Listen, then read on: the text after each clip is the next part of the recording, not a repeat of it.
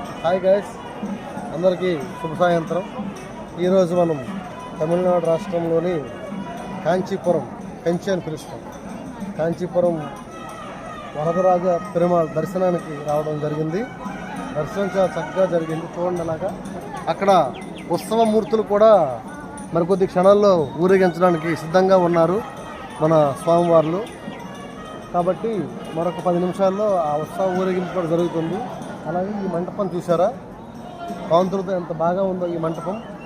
అలాగే ఈ కంచి కానీ కంపల్సరీగా మీరు వస్తే కామాక్షి అమ్మవారిని, బంగారు బల్లి దర్శనాన్ని, అలాగే ఈ వరదరాజస్వామి పెరుమాళ్ వారిని కూడా దర్శించుకోండి. చాలా బాగుంటుంది టెంపుల్. ఈ సరౌండింగ్ వాతావరణం కూడా చాలా ఆహ్లాదంగా ఉంది. చూడండి, అలాగా ఆ గోపురం కూడా న్యూ కన్స్ట్రక్షన్లో ఉంది. చాలా బాగా ఉంది, చాలా ఎత్తులో ఉంది. సుమారు నాకు తెలిసి ఒక 500 అడుగులు ఎత్తులో ఉంది ఆ గోపురం. అలాగే ఈ కాంచీపురంలో 360 టెంపుళ్ళు ఉన్నాయండి. 360 టెంపుళ్ళు ఉన్నాయి ఈ కాంచీపురంలో. సో మీరు కూడా వచ్చి ఒకసారి దర్శించుకోండి. అలాగే 108 దివ్య దేశాలు ఉన్నాయండి ఈ కాంచీపురంలోనే. 16 దివ్య దేశాలు ఇక్కడే ఉన్నాయి కాంచీపురంలోనే. మేము ఆల్రెడీ 2 దివ్య దేశాలను దర్శించాము.